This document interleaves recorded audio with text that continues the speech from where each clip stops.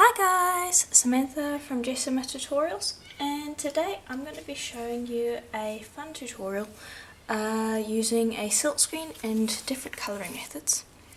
So first thing is, I've rolled out a sheet of translucent clay that is on my thinnest setting of my pasta machine, and you want it as thin as you can possibly get it, and I've just got that resting on a piece of plain printing paper.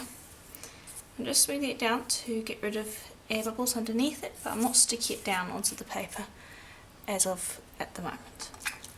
Then I'm going to bring over my chosen silkscreen. This is number 79.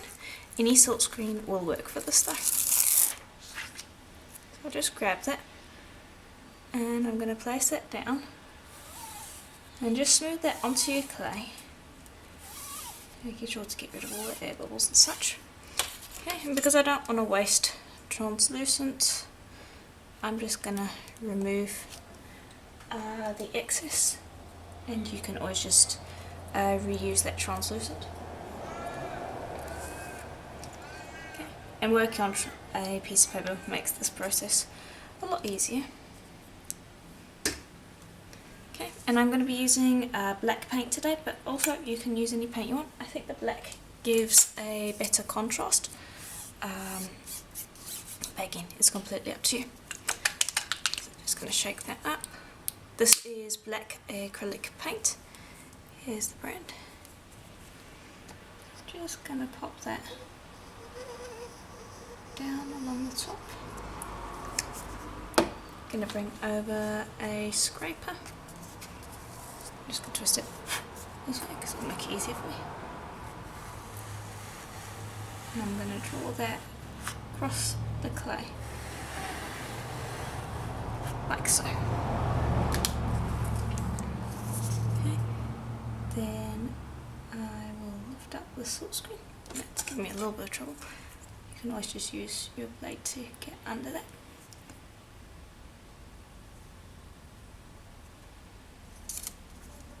There we go. And lift up. Okay, go clean your screen. Okay, and once it's dry, here is how it should look. So now what I'm going to do is I'm going to flip it on its back side, and you want your clay to be thin enough that you can see the pattern through it while the clay is raw. And I'm going to be putting this onto a piece of onto a tile, just because I don't want the clay to get leached, which is what will happen if we put it on paper. And I'm just going to trim away these excess pieces along the side, just because they're in the way and I don't need them there. But yeah, I'm going to trim away those pieces, then I'm going to pop it upside down onto the tile, and then I'll show you how we are going to colour it. Okay, there we go. You should be able to see the pattern. So now what we're going to do is we're going to bring over some alcohol inks, and generally it's better if you use alcohol ink pens, but you can use the bottles, but you would want to drop out some and then use something like a ball tool or a paintbrush to paint it. So here are the pens that I am using. They're all the same brand. Here we go, you can see the brand there. So all the same brand, and those are the colours that I am going to be using. So basically all I'll do is I'll just grab a colour. Let's see, what colour shall we use? Let's start with the purplish colour. And I'm just going to go in and I'm going to start colouring it like so. And I find it's easier to dab it on like so, rather than draw it, because of the drag that the clay creates. Now the reason we're drawing it upside down, or colouring it upside down, is because the alcohol ink can mess with the paint a bit, and so therefore it can make it, oh gosh, what's the word I'm trying to find? It can make it sticky and drag it off of the clay, or it can even mix with the alcohol ink, creating a rather dark pattern. And also it's nice if you do it this way, because there's basically a layer of translucent in between, it gives a lot of depth to the piece once you turn it back around. So this is why I'm colouring it upside down. You do not have to do that. You can colour on the top side if you want, but I prefer it this way. So I'll go through and I'll colour it with multiple colours. You don't have to be specific because the black is not going to show through if you happen to go over the line a little bit, so you don't have to be stressing about getting absolutely perfect, which is something that you would have to kind of do if you were doing it topside, because you really don't want to interact with the paint too much. And I'll just do multiple colours, and when I'm done I'll show you what it looks like. Okay, and there we go, now that it's finished. So now I'm going to just drag a blade underneath it to pick it up carefully, and there you can see there the colour coming through already. So now I'm going to pop that on a piece of paper because will be working fairly quickly now, and so it's alright to have it resting on a piece of paper.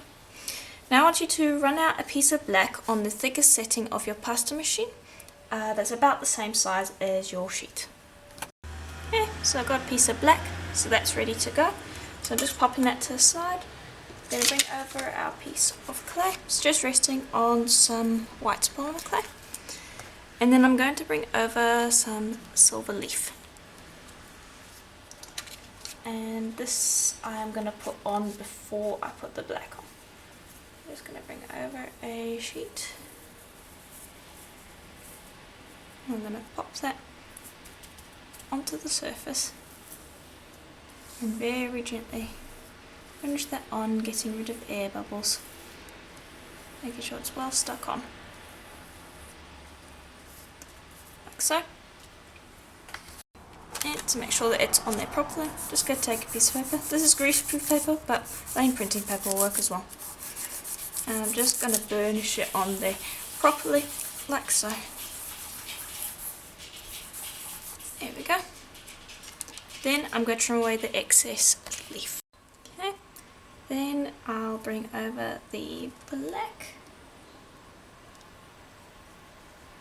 I'm just going to lay that on top, like so. And it doesn't matter if I get a little bit of metal leaf in there, that's fine. Then burnish that thoroughly, like so. And there's leaf floating all over the place around here. Okay, then take that and flip it around and gently peel off the top. And there we go, you can already see how nice that is looking. Okay, and then I just want you to trim away the excess black, and then we're going to flip it back over again. I'm just trimming away this excess because I'm going to be cutting this out, and I plan to make a bowl with it, but you can of course cut out pendants, earrings, anything you want essentially. Okay, and this time I basically trimmed away everything that is not pattern. Take another piece of paper and just finish that onto the surface, and this is just making sure that everything has a nice matte finish to it, so there's no sanding or anything needed. Flip that over.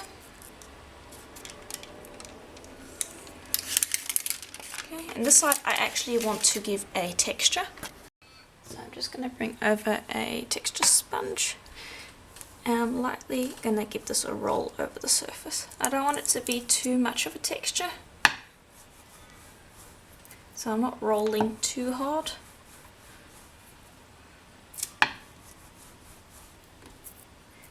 Just going over it and getting that texture impressed properly so that there's very few shiny spots. You'll be able to see that the clay looks very matte.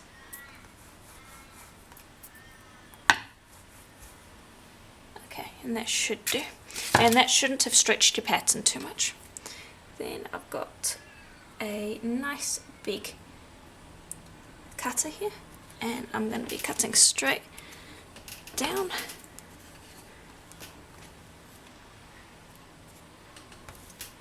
Okay, because it's so big, just make sure you go around and do it properly. And just to make sure that I get a good cut, I'll actually bring over my roller and I'll do this. And this just makes sure that I get a really nice clean cut on the piece. There we go. Then lift that up. shouldn't stick. And I can see that I got a little impression there, so I'm just gonna go in and fix that, like so. Lift away your excess clay. There we go. And this is paint along the edges, which is quite normal because the cutter does have trouble cutting through paint. So because it's a square, I'll just go and trim that excess like so. Okay. And just grab that and peel it up. There we go. Just smooth down the edges that actually needs to get trimmed off.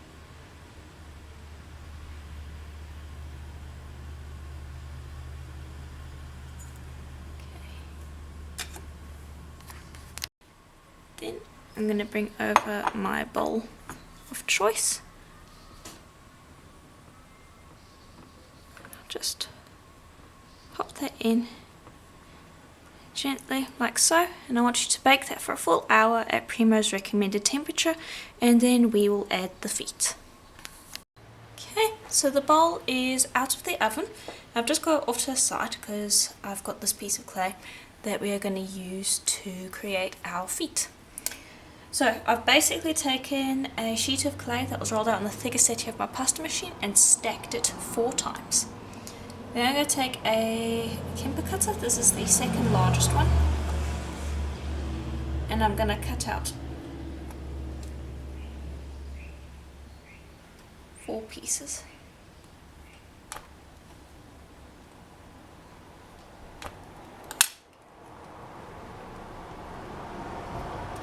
we go. Okay, and I don't want them to be like that, I'm just going to take that and I'm going to very gently roll it. And I'll do the same for all of the others, rolling it into a ball, like so. Okay, I'm going to pop those to the side, and I'm going to bring over this. Now, it's got shiny spots on the back, which I knew was going to happen, and so now we are going to cover the back with a very thin layer of black liquid clay.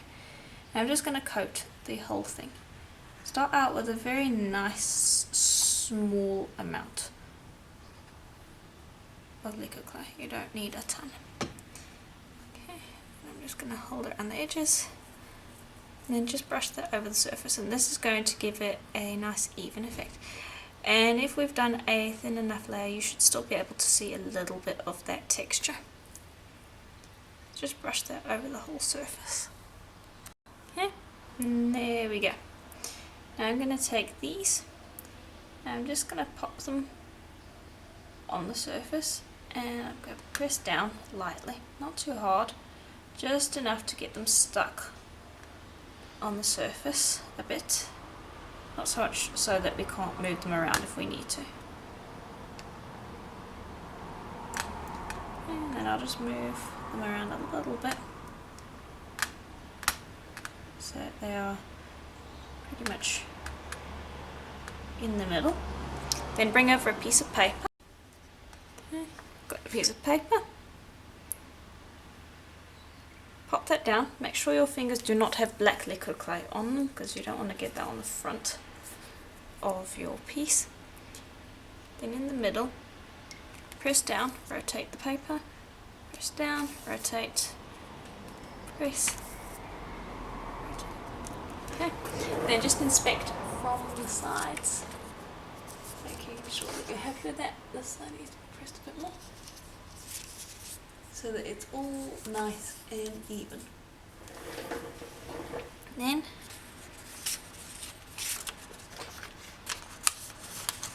that up, and just inspecting that, I'm quite happy with how that looks. Okay, I'm going to pop that back down again, pop that into the oven for another full hour at Primo's recommended temperature, and then we can varnish.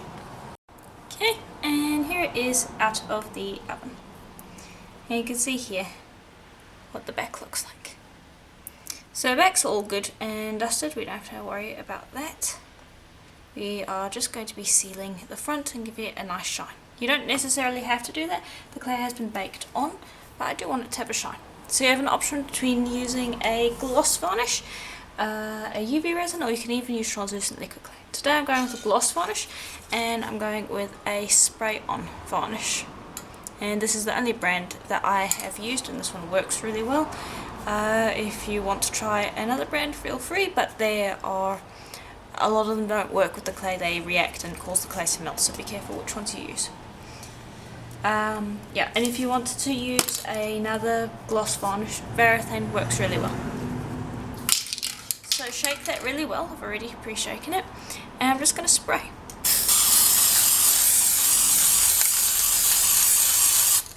Like so. Then you're just going to let that dry for a full 24 hours and your bowl will be finished. Okay, and here it is once it's dried enough to touch. Still needs to cure for a bit longer, but yeah, you can see how that looks and how it's dried. If you want something with a more glass-like finish that doesn't show off the slight texture of the paint, go with the liquid clay or resin. The varnish is just going to give it a shine. It's not going to cover up any raised areas that you may have. So that's up to you whether you want that or not. So yeah, that's pretty much it for today's tutorial. Keep in mind that you don't have to use alcohol inks. I used alcohol inks because I wanted the metal leaf background, but if you aren't going to be using metal leaf and you just want to use something like white clay, black clay, I wouldn't necessarily use unless you're going to be using paint to colour the piece. But if you want to be using something like mica powders or pastels, I would recommend a white background. Though even with paints, I'd still recommend a white background just because the black does tend to show through a bit. However, if you want to be using metal leaf, then if you want to be colouring it, I would use alcohol inks. Hope that made sense. Also, again, you can use a different colour of paint as well. Doesn't have to necessarily be black. I wanted to use black just because I really like the contrast that it has. But yeah. So, if you enjoyed today's tutorial, please do let me know in the comments below. And I'll see you in the next one. Bye for now.